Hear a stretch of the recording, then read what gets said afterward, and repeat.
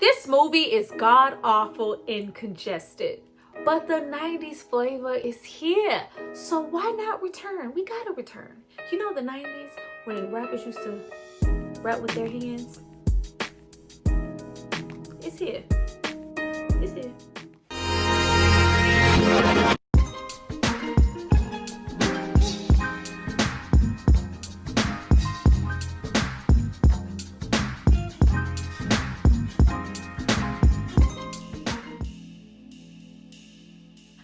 Guys, welcome back to my channel. It's Tyra here with another struggle review, here to discuss Who's the Man from 1993.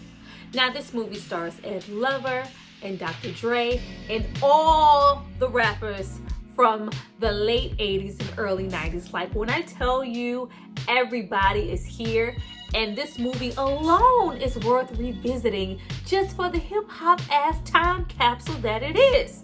I need you guys to drop down and subscribe to my channel and like this video. I'm gonna give you guys a moment to do that, and then we're gonna come back and discuss all things hip-hop. This movie is so full of goddamn hip-hop artists that it is ridiculous. Ted Demme literally said, if you were on the stage of Yo MTV Raps, I want you here. You're in the movie, you're making a cameo, you have a part. Go back.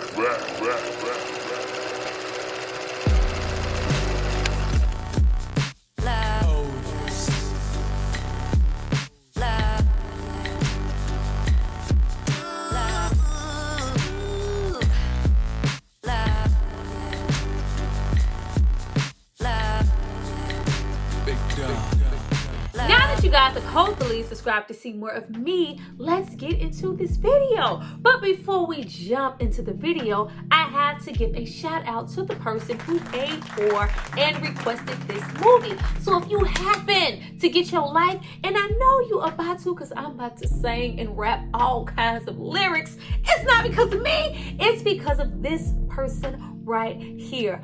Thank you for paying for this content and supporting my channel and bringing all this flavor with this movie request. You are appreciated. Now, getting into the movie, we must start with the director, who is probably the sole reason why this movie even exists, Mr. Ted Demme. Now, he also directed movies like Life and Blow.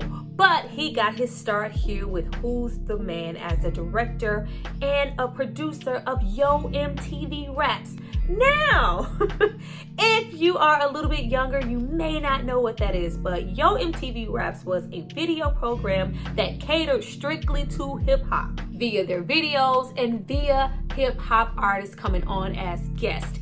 And we also had live ass hosts like Fab Five Freddy, Ed Lover, and Dr. Dre. Hence why they're in the film, hence why the hip hop is here. Before there was a Big Tigger in the Basement, before there was a 106 in Park, there was a Yo MTV Raps. Now, since Ted Demme has so much love for the hip hop community and the artists and wanted to give them a platform, everybody who had something to do with hip hop culture, via it be, Def Comedy Jam or just artists, they are here in this film.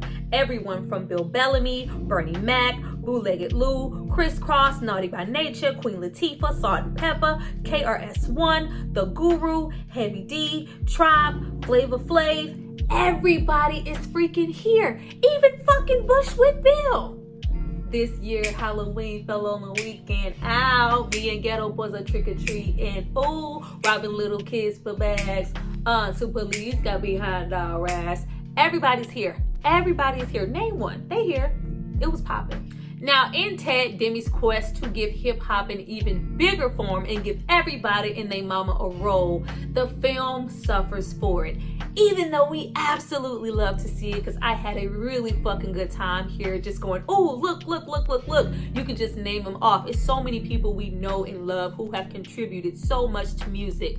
But this is your typical hip-hop whodunit movie. Just think of maybe, a hip-hop Clue. We have a really Not the best, but there is some sense of a storyline here that really could have been gripping, but we are so busy trying to make sure some of our favorite artists have something to say and have a cameo, and we also have some stale dry ass comedy that just didn't give it that extra hump. But I'm always gonna be here for the hip hop. Now, as soon as the movie comes on, it slaps you in the face with Harlem and hip hop, and you're hit with that House of Pain, who's the man? And we are introduced to a barbershop owner, a do-well guy. He cuts hair and he has no interest in selling his shop or selling out to anybody. And he's so good of a man that he is willing to give jobs to the worst barbers in Harlem, Ed and Dre. Now, is this the most compelling storyline? No, we just have a black man wanting to preserve his black barbershop. Can Dre and Ed really act? No! But you can't help but be engrossed in the talent on the screen. We have Bill Bellamy and Bernie Mac in their early stages of, damn, they're a whole vibe. And I just almost fainted, and the movie was on for 3 minutes because Phife Dawg was sitting in the barber's chair. Oh! No competition, me must come side with. No competition, me must come straight with. Hey, competition, me must come side with. No competition, me must come straight with. Ow. How's about that? It seems like it's my turn again. All through the years, my mic has been my best friend. I know some brothers wonder, can Phife really kick it? Some people want to diss me, but why sweat it? Now we have Nick, the barbershop owner here, be pretty much fed up with the state of the Harlem community and people really wanting him to sell his property. But he's even more fed up with the worst barbers in the world, Ed and Dre. At which he gives them the ultimatum to try out exams to join the police force or just get flat out fired.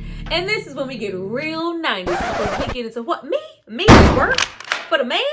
I love throughout the whole 90s, we always had, every entity that was against, the brother. Like, it's the man. It's the man. Like, man, why you don't have it? Because the man got his foot on my back. Like, all this oppression is because of the man. Like, it's like, I'm not trying to be the man. I'm not trying to be working as a police officer. That job is for black men who want to oppress their own. I love those aspects of the script and, speaking on things of that time and still in current day of what it is to be the man or be just in the police force in general and what, whose real intentions may be. I love that. Those are the stronger aspects of the script. And also speaking on gentrification in 1993. It was already there. They tried to warn you. They're trying to come in Harlem and take up these spaces. And with the rate of, what Harlem in certain areas of New York look like now versus what they look like then, and the gentrification that we have seen happen over time, it was a really real thing. And they were here talking about it in 93. Those are some really important statements being made. But on the other hand, we have Dre, like, nah, I ain't trying to do that. We trying to be club promoters, and we get into shit like Naughty by Nature. Like, they gave Naughty a whole fucking platform. They perform hip hop, hooray, ho, hey, ho. Hey, I'm rocking and I'm rolling, but you never look my way. Hey, they were having a good old funky ass time. Now, we do have the storyline going. Of course, they get robbed, and it's just like, damn, we weren't successful here. We have to stick to our promise to Nick and try out for the police force and take this exam. Things are going okay. We have Nick, every time he's on screen, he's dropping some knowledge about preserving your own. If we want to change things around here, the objective is not to move away and distance yourself. It all starts here at home. We have to save ourselves. Really important shit being said. But you find yourself being distracted by the cameos. You have Full Force here. You have KRS-One here. The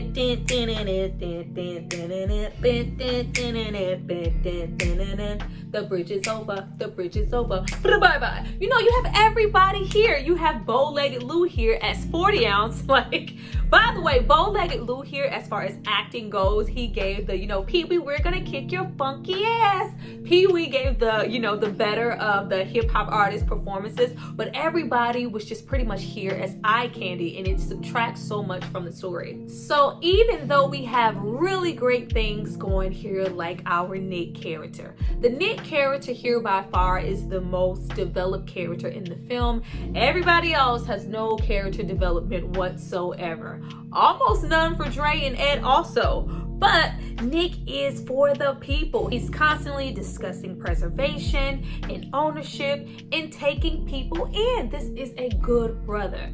But we also have his friend character here, this slash bestie, trying to convince him to sell his property to Mr. Demetrius, who is knocking all this shit over and not rebuilding anything. We also have Ed and Dre being a funny duo, passing their exams, going into training, and they're pretty cool becoming a policeman. We also have Ice-T here as the low-down crack dealer. He's back, goddammit, I'm a cop. Night Train. It's not all that bad. We have a cohesive story here.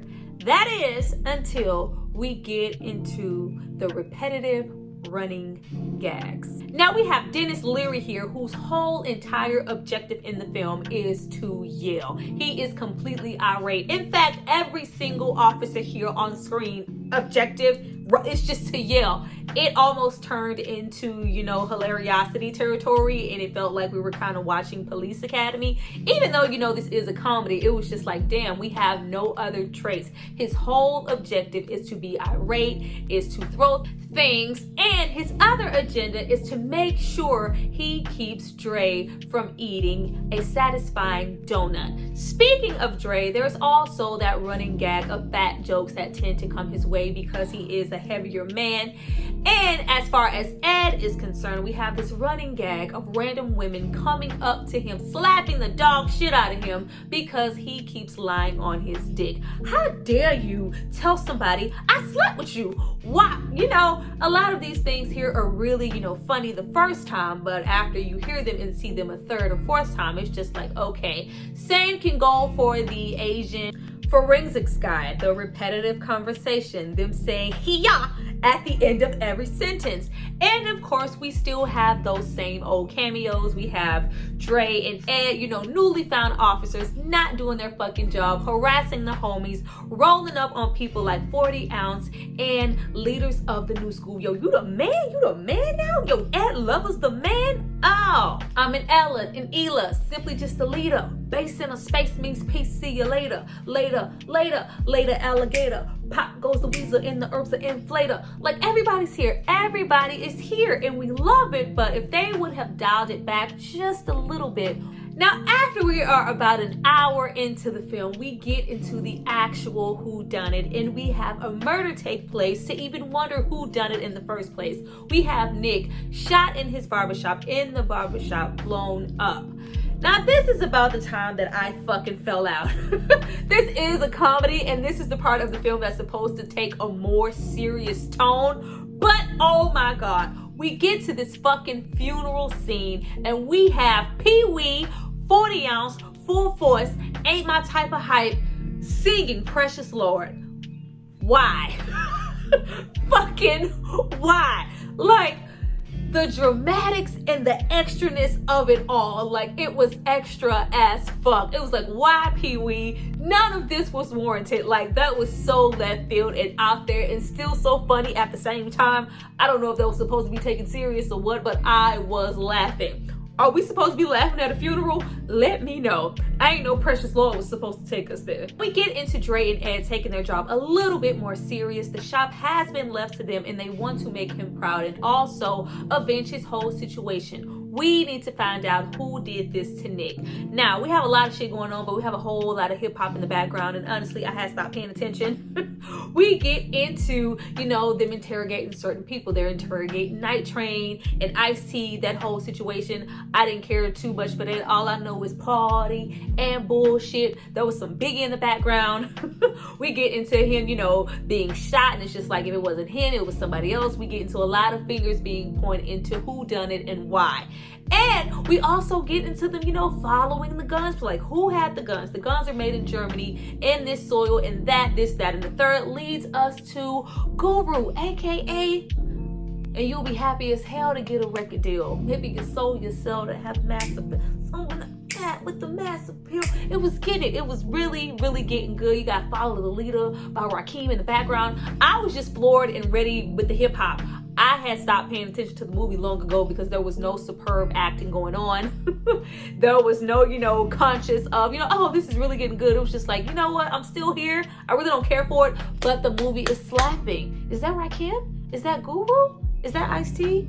I'm watching, but I'm really listening. Now we get into the story, getting closer to the end, and them taking all the logic and throwing it out the window. We had a decent concept going, with Nick's murder, the whole whodunit, the guns, and following the trail, and also testing the soil. But when we get into, why are they knocking things down? Why does Demetrius, the man, want to buy up all this property, but he's not rebuilding anything? And we get into them looking for oil in Harlem. It was just like, y'all almost had something. You almost had something. Now, I think that it was supposed to be a metaphor, the most golden, beautiful things, maybe possibly being in your backyard of, your local neighborhood. But it was like, oil? Come on, y'all. But we pretty much wrap everything up in a nice bow with, Ed Lover and Dre kind of going rogue during their own investigations, overcoming people, belittling them and being irate and not thinking of them as real officers. They really have a knack for investigation. We also have Tish here, aka Salt from Salt and Pepper. She is here. She is a fashion designer. She is working with Demetrius, courtesy her uncle, aka the bestie, and her whole fashion design, her getting things imported from Germany, are also wrapped up with the man, and he's using her as a cover to bring weapons into the hood. So not only is this man trying to bring weapons in the hood, but he is also buying up the property, testing the soil, looking for oil.